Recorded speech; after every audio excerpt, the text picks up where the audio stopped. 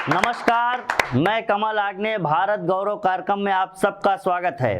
भारत का स्वाभिमानी शीश झुकने ना पाए, इसलिए इस संकल्प के लिए अनेक बलिदान हमारे इतिहास के पृष्ठों में रक्त अक्षरों से सुअंकित हैं। आज हमने आपके शौर्य को जगाने के लिए एक ऐसी वीर गाथा का चयन किया है कि आप आश्चर्यचकित रह जाएंगे। भारत के गौरव और बंगाल के सपूत वीर खुदीराम बोस का बलिदान हमारे हृदय पर तो छपा है, लेकिन इतिहास के पृष्ठों से उन्हें विस्मृत करने का कुत्सित प्रयास भी हुआ है। लेकिन हमारी पीढ़ी के एक ऊर्जावान रचनाकार अभिषेक मिश्र हेमू ने खुदीराम बोस जी के जीवन पर एक कविता लिखकर उनकी कीर्ति पताका में निरंतर वृद्धि का शब्द संकल्प भी पूरा किया है। मात्र 19 वर्ष की आयु में फांसी चढ़ने वाले खुदीराम बोस युवा पीढ़ियों के नायक है। मैंने कभी ऐसे भी कहा था, क्योंकि उनकी आयु कम थी। इस आयु के संदर्भ में मैंने एक छंद यूं कहा था कि हारो भी तो ऐसे राम गोद में उठा के कहें, आपकी दशा जटायु देखी नहीं जाती है। वैदराज द्वारा बिना अर्थ कभी छूकर के योगी निरोगी की स्नायु देखी नहीं जाती है। युवा के पलटने से बनी वेगवान वायु, युवा के पलटने से बनी वेगवान वायु, वायु कभी छूकर के देखी नहीं जाती है। वायु किसी के भी द्वारा देखी नहीं जाती है। ओज तेज बल बुद्धि देखी जाती है, परंतु बलिदानियों की आयु देखी नहीं जाती है। बलिदानियों की आयु देखी नहीं जाती है। बलिदानियों की आयु देखी नहीं जाती है। ऐसी युवा अवस्था में बलिदान खुदीराम बोस पर अद्भुत कविता लेकर आए अभिषेक मिश्र हेमू को मैं भारत गौरव के इस मंच पर आमंत्रित करता हूं। बड़े भाई दादा श्री कमल आग्ने जी के आभार के साथ आज एक ऐसे सेनानी पर अपनी रचना आप सभी के समक्ष प्रस्तुत कर रहा हूं, जिसका नाम किसी पहचान की मोहताज नहीं है, क्योंकि खुदीराम बोस वो नाम होता है जिसने आज़ादी की लड़ाई में मात्र 19 वर्ष की उम्र में फांसी का फंदा चूमकर अपना नाम सदैव के लिए अमर कर दिया।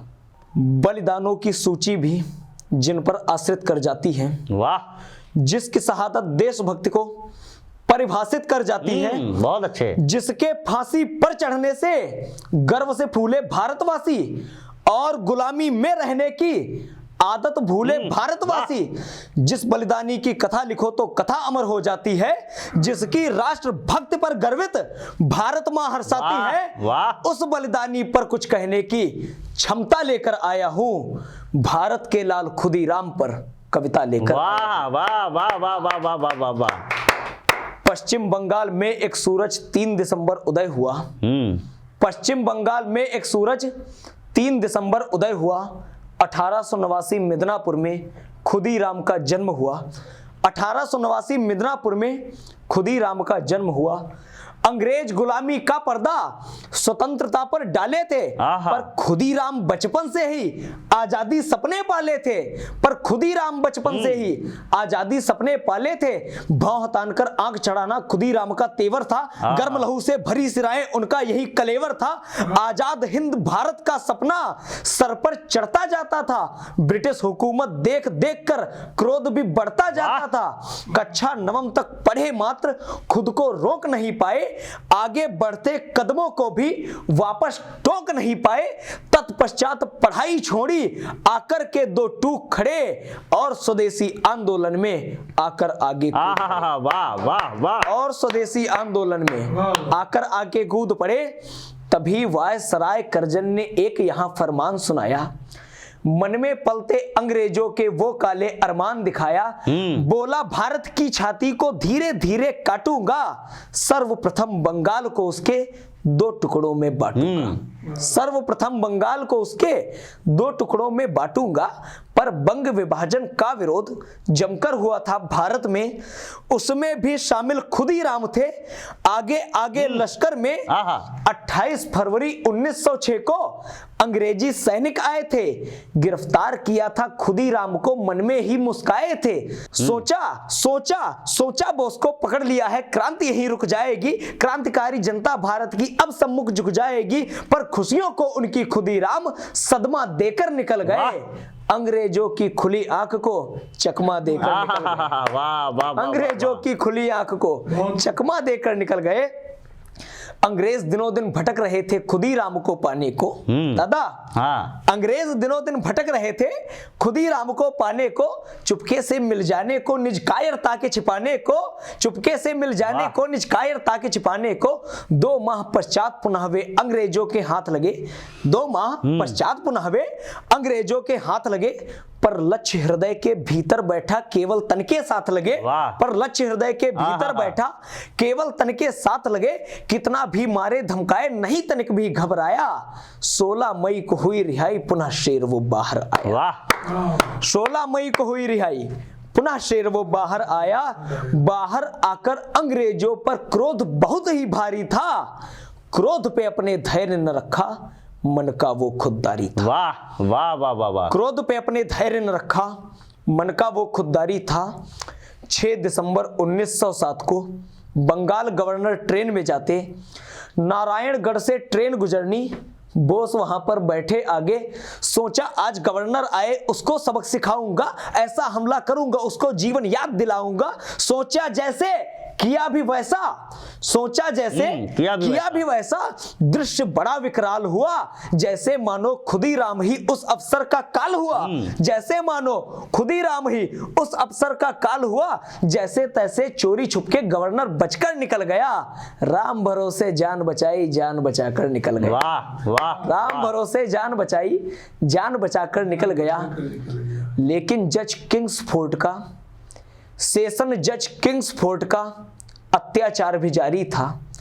कड़ी सजा के लायक वो 100% अधिकारी था। कड़ी सजा के लायक वो 100% अधिकारी था। ब्रिटिश सरकार के पांव कपाने, उनकी जात बताने को 1908 में बनी योजना उनकी औकात बताने। वाह वाह। 1908 में बनी योजना उनकी औकात बताने को मित्र प्रफुल्ल चंद्र से मिलकर नई योजना गढ़ गई थी। खुदीराम बोस की आंखें किंग्सफोर्ड पर चढ़ गई थी। अत्याचार के विरुद्ध खड़े निज कर्तव्य दिखाने को दोनों मुजफ्फरपुर आए उसको सबक सिखाने को। दोनों मुजफ्फरपुर आए उसको सबक सिखाने को। 30 अप्रैल 1908 को ताकत क्रांति दिखाने को, किंग्सफोर्ड को इस पावन धरती से सदा मिटाने को। उसकी गाड़ी पर बम फेंका, सोचा टुकड़े कर दूंगा। काले मन के गोरे तन के टुकड़े टुकड़े कर दूंगा। काले मन के गोरे तन के चिथड़े चिथड़े कर दूंगा। लेकिन उस गाड़ी के भीतर कोई और ही बैठा था। ऐसा कुछ भी हो जाएगा बोस ने कभी ना सोचा था। उसमें 2 यूरोपीय महिला बिना वजह के मारी गई। किंग्सफोर्ड की निर्दोषित बेटी मौत के घाट उतारी गई। किंग्सफोर्ड की निर्दोषित बेटी मौत के घाट उतारी गई। खुदीराम को मालूम हुआ तो खुद में ही सकुचाए थे। गलती को स्वीकार किया, फिर नहीं कभी दोहराए थे। लेकिन उन्हें खोजने को ब्रिटिश पुलिस ने ठान लिया। लेकिन उन्हें खोजने को ब्रिटिश पुलिस ने ठान लिया। उनकी क्रांतिवीरता को भी अंग्रेजों ने मान लिया। वाह। उनकी क्रांतिवीरता को भी अंग्रेजों ने मान लिया। अंग्रेजों ने पुलिस से बोला आर करो या पार करो। दादा, अंग्रेजों ने पुलिस से बोला आर करो या पार करो, चाहे जैसे करो मगर तुम खुदीराम गिरफ्तार करो। आसानी से मेडल लेने वाले सारे सपने टूट गए। खुदीराम को खोजने में पुलिस के पसीने छूट गए। खुदीराम को खोजने में पुलिस के पसीने छूट गए। फिर वैनी रेलवे स्टेशन पर पुलिस ने उनको पकड़ लिया। जैसे असंभव सपनों को भी कर से अपने जकड़ लिया। जैसे असंभव सपनों को भी कर से अपने जकड़ लिया। सन 1908 में 11 अगस्त वह दिन आया। सन 1908 में 11 अगस्त वह दिन आया जब खुदीराम ने हंसी से अपनी पूरा देश खूब रुलाया। जब खुदीराम ने हंसी से अपनी पूरा देश खूब रुलाया। 19 वर्ष की मात्र आयु में देशभक्ति में झूम गया। फांसी के फंदे को भी हंसकर लाल वो चूम गया। धन्यवाद।